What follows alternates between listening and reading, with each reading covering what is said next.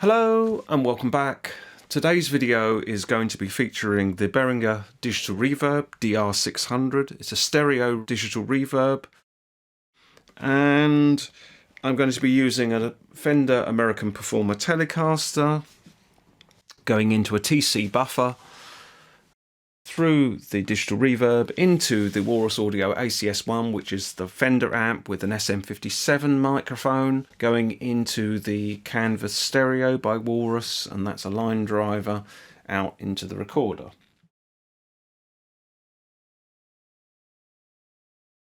This is my clean tone.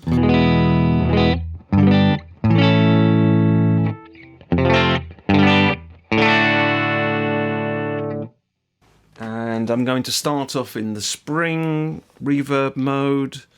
Now you can hear that that's like really overbearing, but what actually happens here, when the level's all the way to the left, it's basically your dry signal. Level all the way to the right, it's your wet signal.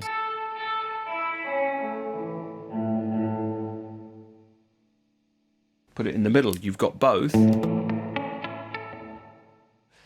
If you are mixing your reverb and dry, then you don't need a lot here.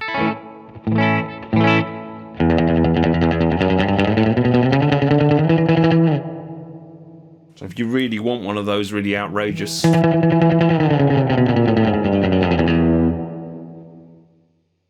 those crazy spring reverb sounds. Tone, fairly self-explanatory.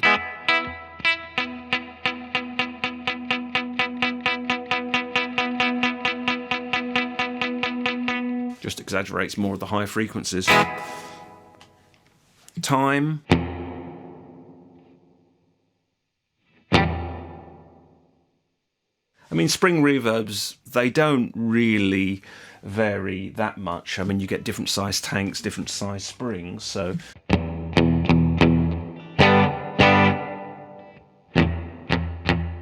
really, it's a good pedal just to have on as a subtle thing.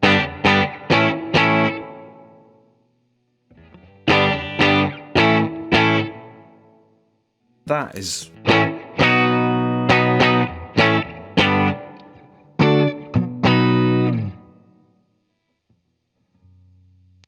I like the sound of this. This pedal was on my board for years. And I'm quite fussy and I have different pedals, but I really like this one. So, plate.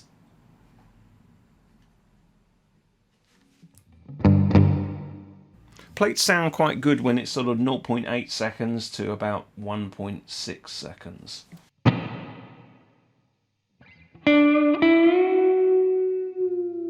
You can hear over the top it. If you get the mix wrong, it's not great, but...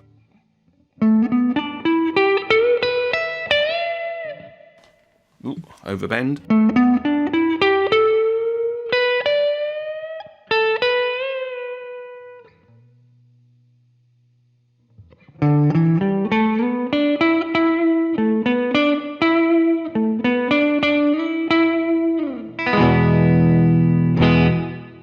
So I really like the plate on this. I think it sounds good. Okay, we'll go to the hall. Let's go to the hall.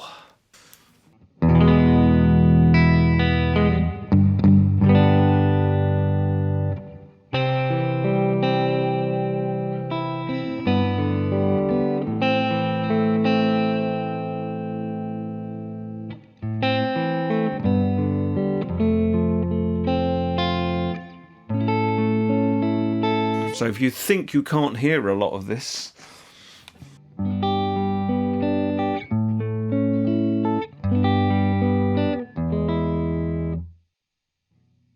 it's an instant dreamy pedal. You know, you don't think it's on, but it is.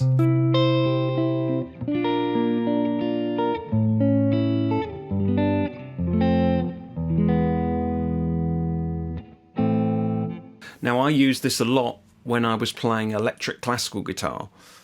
So I really liked this pedal because it just gave you that little bit extra you need as a classical player. You know, you like to feel that you're in a room. So that's the shorter sounds. And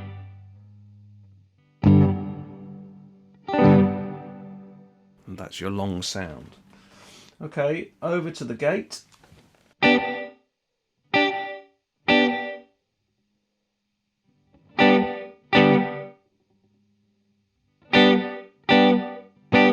There's not a lot of difference there, is there?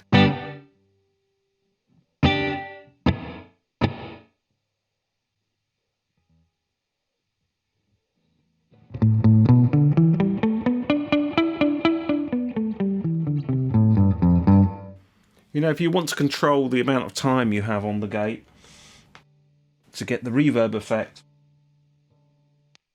or you want to use it to exaggerate.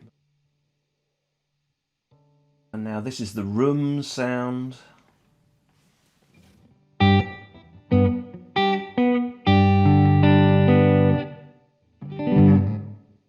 Again, just that little bit of ambience. If you don't think it's there,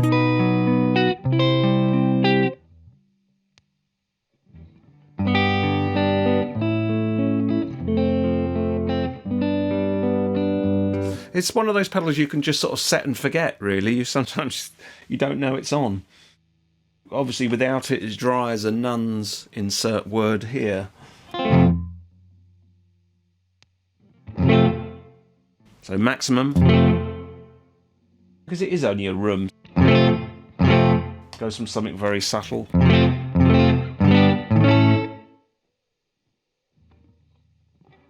It's usable.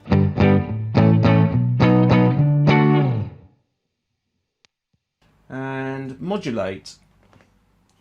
Modulation's really handy if you don't have a chorus on the board and you just want to have a little bit of extra sound.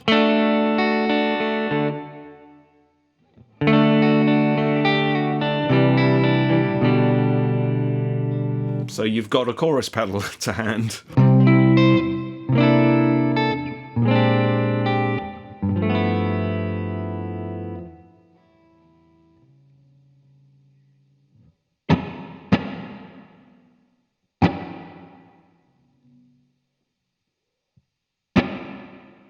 It always sounds the same.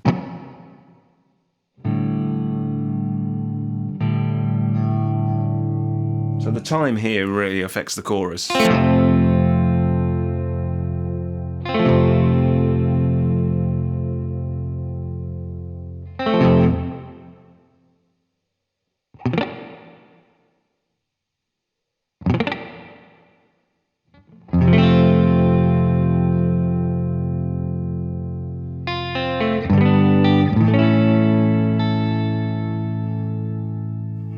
So overall, yeah, I like it. I mean, it was on my board for years. I liked it enough to gig with it for quite a long time, and I did think it was a usable pedal. I particularly liked the plate mode and the room mode, just to add a little bit, and sometimes the hall mode, but I always liked it on the subtle side. I always thought if you use it too much, it's too obvious, and even the spring there sounded good to my ears. And I dare say I'd even use the gate at some point, you know, as a nice subtle effect. It seems to jump out, the fact that it's got too much, so you keep it dialed back. I like that in some pedals, that you at least you know you can just use what you need. You know, sometimes with some pedals you're always trying to look for that little bit more, whereas this one is the other way around. It's got so much, you're trying to hold it back. Anyway, I hope that was useful. Very old pedals, so, you know, they're still knocking around and they're not very expensive. And a good little bargain, even if you just want a backup pedal. Anyway, thank you very much, and I will see you in the next video.